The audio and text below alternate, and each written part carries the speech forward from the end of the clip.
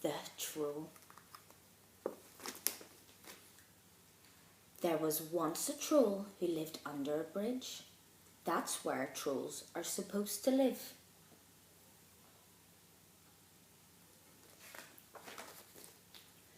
Meanwhile, far out at sea, there were some pirates who lived in a ship.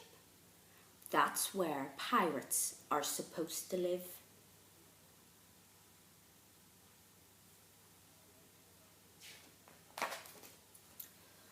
Trolls are supposed to eat goats, but no goats ever came trip-trapping over the troll's little bridge.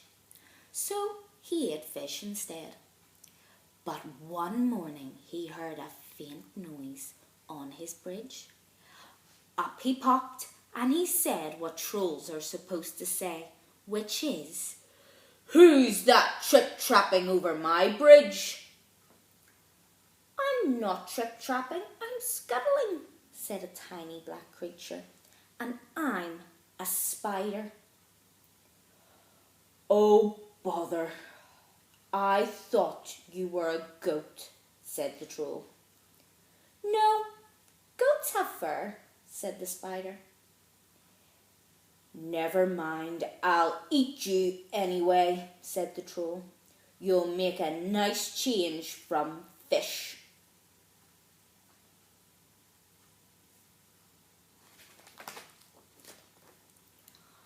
"Oh, please don't eat me," said the spider. "Why don't you go further down the river to the next bridge? It's a much better bridge for goats." "All right then," said the troll. So he packed up his frying pan and his cookery book and off he strode.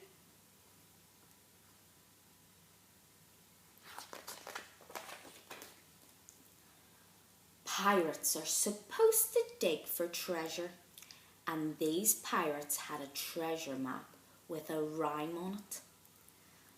Between the palm tree and the rocks, 6 foot deep, lies a treasure box. They sailed and they sailed until they reached an island. "This is the spot," said Hank Chief. "Start digging."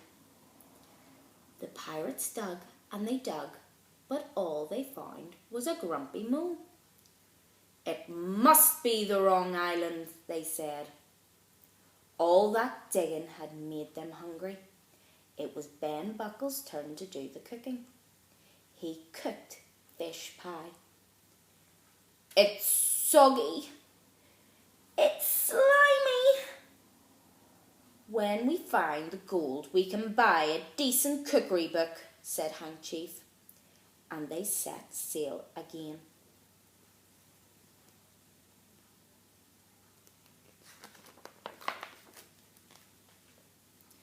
The troll was sitting under his new middling-sized bridge, reading his cookery book. Suddenly he heard a sound above his head.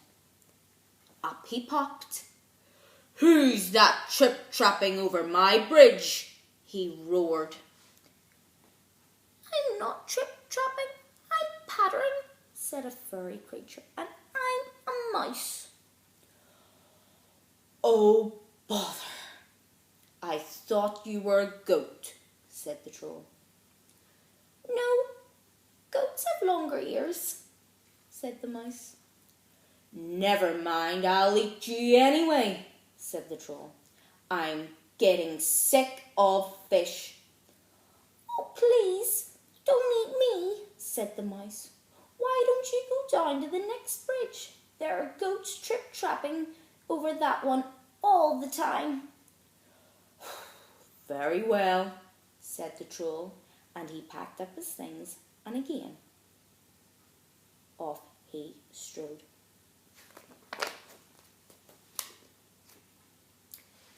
Meanwhile, the pirates had discovered another island. They dug and they dug, but all that they found was a rusty old bucket with a crab in it. "Arrgh, it's the wrong island again," they said. That night, Percy Patch did the cooking. He cooked fish soup. "It's bony," said Ben Buckle. "It's briny," said Peg Polkadot. "If only we could find the gold, we could pay for a proper cook," said Handkerchief.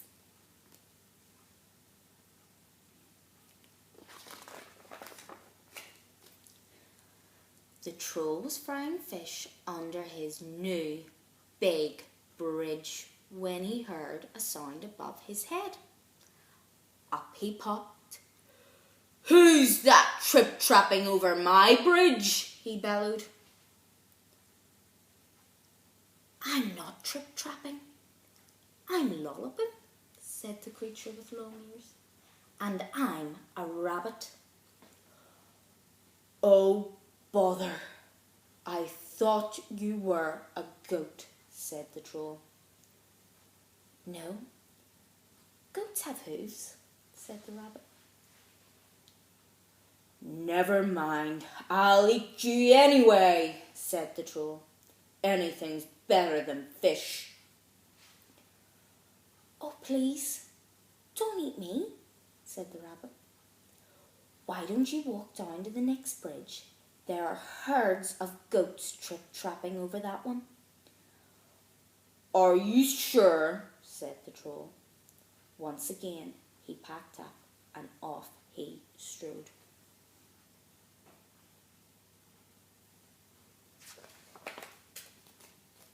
Meanwhile, the pirates were digging on a new island.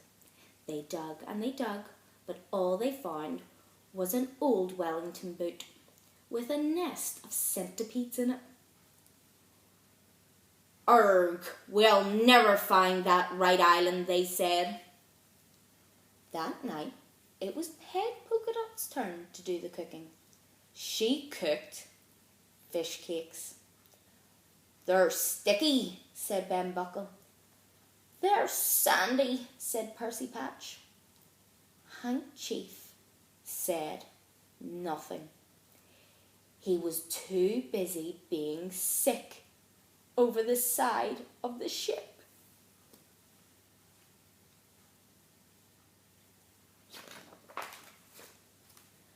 The Troll's river grew wider and wider. Then it stopped being a river and it flowed into the sea. The Troll found himself on a sandy beach. "There isn't another bridge," he said. "That rabbit was tricking me." But then he spotted some hooves prints in the sand. "A goat at last!" he cried.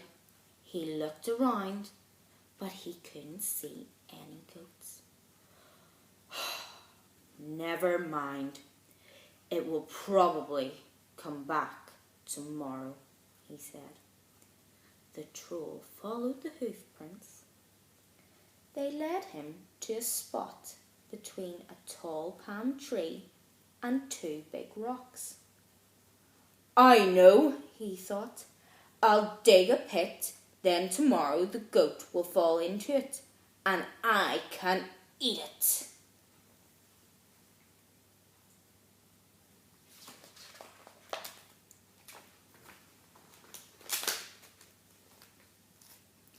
The Troll dug and dug with his frying pan.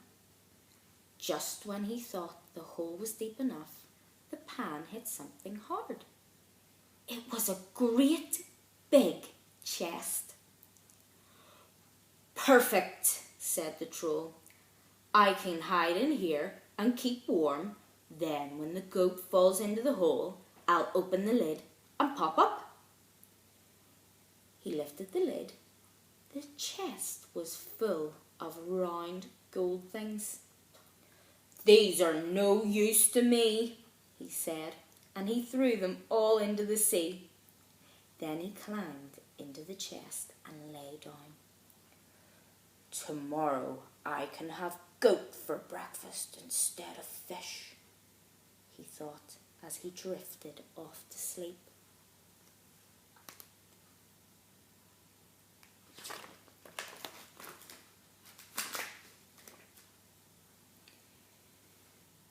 It was dark when the pirates arrived at the next island. "Arg, this is the spot," said Handkerchief. "But someone's been digging here already," said Ben Buckle. "Don't say they found the treasure before us," said Percy Patch. "No, look, here it is," cried Peg Polkadot. The chest was heavy. "Oh, it must be full of gold," said Handkerchief. "Quick, back to the ship before anyone stops us."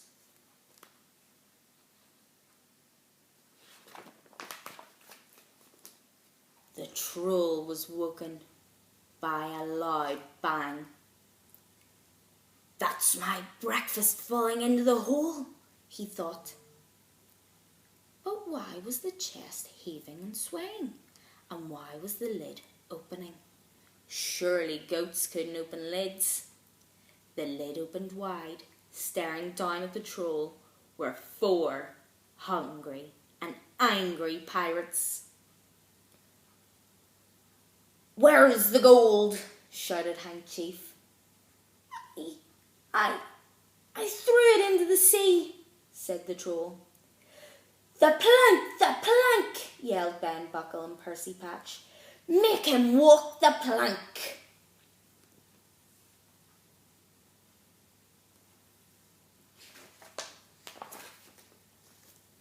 The next second the pirates were pushing him onto it. "Who's that trip-trapping over my plank?" jeered Handkerchief. "I'm not trip-trapping, I'm shuffling," said the Troll in a very small voice.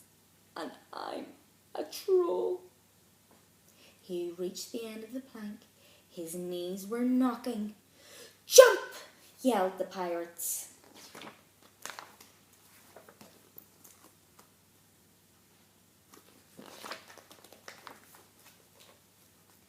But just then, Peg Polkadot came running up. "Wait!" she cried. "I found something else inside the chest." In one hand she held the Troll's frying pan. In the other hand she held his cookery book. "Stop!" called Handkerchief. He looked at the Troll in a new way. "Can you cook?" he asked. "Yes," said the Troll. "And yes!" shouted the pirates. "Arg, then you can stay," said Handkerchief. "Thank you," said the Troll, and he shuffled back along the plank. "When shall I start?" "Now," said Hank. The pirate showed the Troll the ship's kitchen. The Troll grinned. He turned to his favourite page in the cookery book. "Shall I make us a nice goat stew?" he asked. "Goat? Goat? But pirates don't eat goat," said Handkerchief. "We want what pirates are supposed to eat." "And what's that?" asked the Troll. What might it be?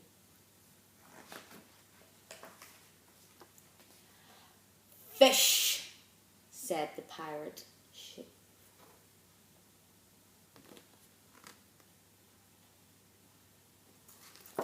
The end.